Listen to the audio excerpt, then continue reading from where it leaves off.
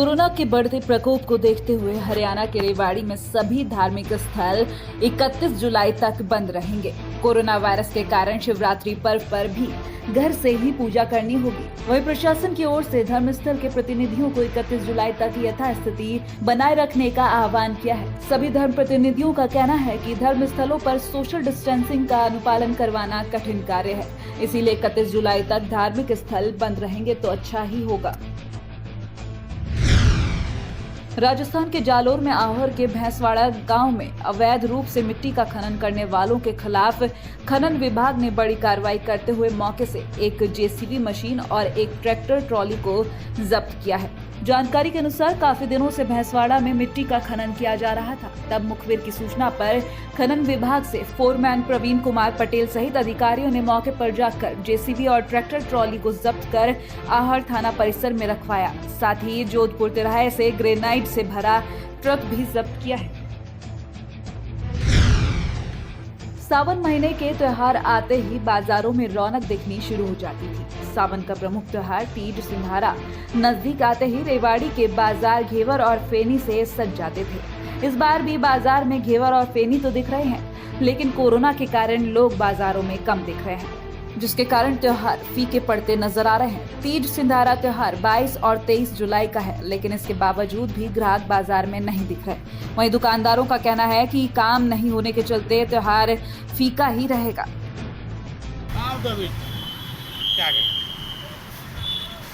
किस वजह से? बारिश की संबंध है? बारिश की वजह से भी, लॉकडाउन की वजह से भी फर्क तो पड़ेगा। यूपी में लखीमपुर खीरी के एक छोटे से गांव परासन में रहने वाले अनुराग तिवारी ने पढ़ाई में नया मुकाम हासिल करते हुए यूनाइटेड स्टेट की कार्निवल यूनिवर्सिटी में 100% स्कॉलरशिप पर एडमिशन प्राप्त किया है। किसान परिवार से ताल्लुक रखने वाले अनुराग तिवारी के पिता गोला तहसील के एक छोटे से किसान हैं, लेकिन होनहार अनुराग ने प्राथमिक स्कूल से 5वीं तक पढ़ने के बाद अच्छी परफॉर्मेंस के आधार पर सीतापुर के विद्या ज्ञान में पढ़ाई शुरू की। अनुराग ने न सिर्फ 12वीं में 98.2% अंकों के साथ जिले में टॉप किया, बल्कि यूएस के कार्निवल यूनिवर्सिटी में 100% स्कॉलरशिप पर प्रवेश भी प्राप्त किया। जी, मैंने साल भर जैसे सबसे पहले विद्या ज्ञान स्कूल का बहुत बहुत धन्यवाद देता हूँ।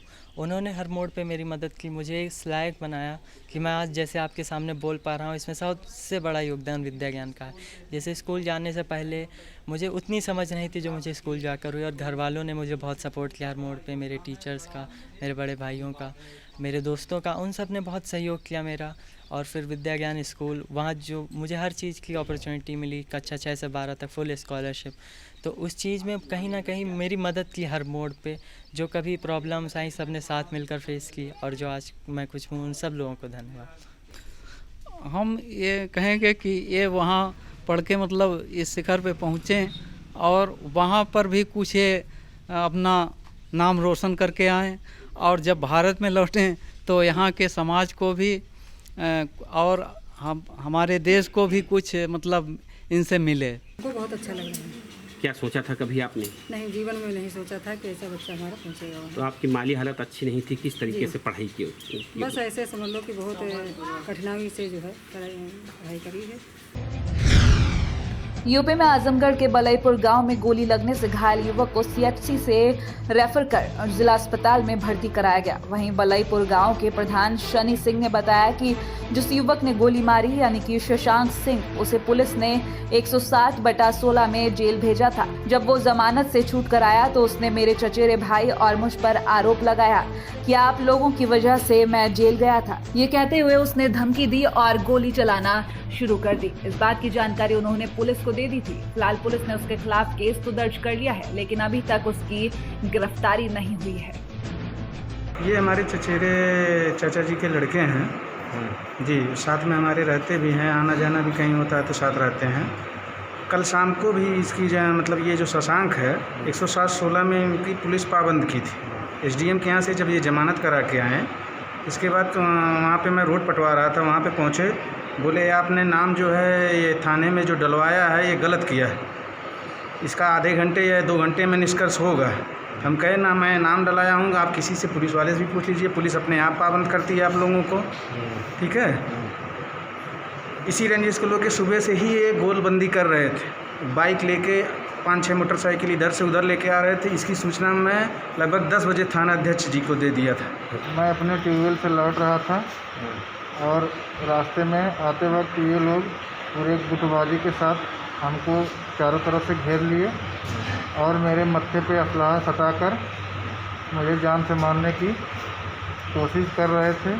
मैं अपने बचाव में बाएं हाथ से असलहे को उठाया और वो फायर हुआ और हमारे हाथ में लग गई और उसके बाद फायर सुनते ही मेरे चाचा जी के लड़के और मेरे परिवार के सब लोग दौड़ के आए और वो लोग धमकी देते हुए चले गए कि आप तो बच गए, इसके बाद फिर आप लोग कोई बचा नहीं पाएगा। आज पवई के ग्राम बलईपुर में यह सूचना प्राप्त हुई कि राघवेंद्र सिंह को गांव के ही शशांक सिंह द्वारा गोली मार दी गई है।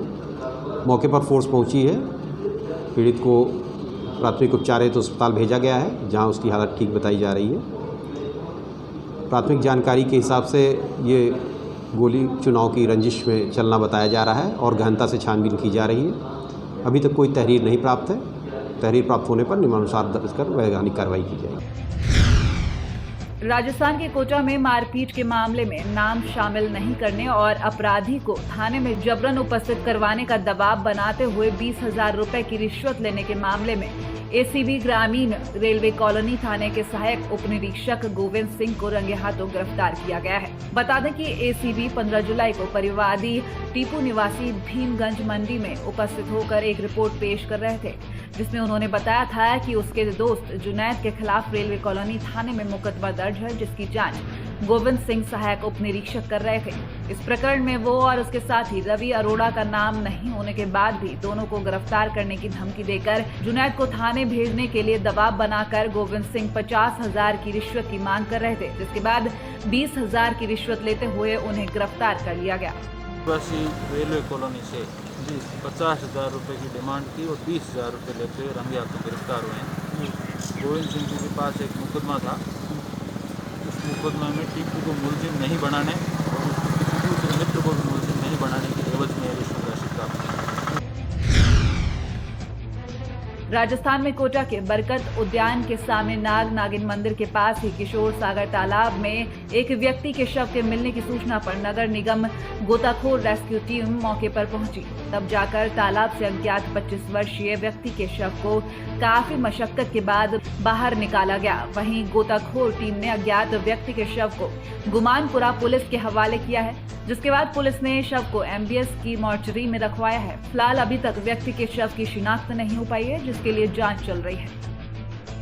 पुलिस कंट्रोल रूम से सूचना मिली कि बरगद उद्यान के सामने किशोर सागर तालाब में डेड बॉडी दिखाई दे रही है। इसकी सूचना गोताखोर को मिली और कंट्रोल रूम से, जो कि गोताखोर तुरंत किशोर सागर तालाब में आए और आकर जो डेड बॉडी को निकाल कर पुलिस को सुपुर्द कर दिया गया। और तो डेड बॉडी से कोई भी उसके दस्तावेज वगैरह वो नहीं मिले, डेड बॉडी रहती है। राजस्थान के कोटा में पुलिस अधीक्षक ने बताया कि 13 जुलाई को विज्ञान नगर के संजय नगर में संतराबाई उर्फ सुमित्रा की अज्ञात व्यक्ति ने तेज धारदार हथियार से दोनों हाथों की कलाई को काटकर नृशंस हत्या कर दी थी। इस वारदात की गंभीरता को देखते हुए एडिशनल एसपी प्रवीण जैन के निर्देशन में थानाधिकारी विज्ञान नगर अमर सिंह राठौर के नेतृत्व में गठित टीम ने कार्रवाई करते हुए आरोपी लोकेश मीणा को गिरफ्तार कर लिया है। वहीं एसपी गौरव यादव ने बताया कि 5-6 महीनों से मृतक महिला संजय नगर में अपनी 25 वर्षीय बेटी और 15 वर्षीय पुत्र के साथ किराए पर रह रही थी। मृतका की बेटी पहले लोकेश मीणा के साथ लिव इन रिलेशनशिप में पति पत्नी के रूप में रह रही थी।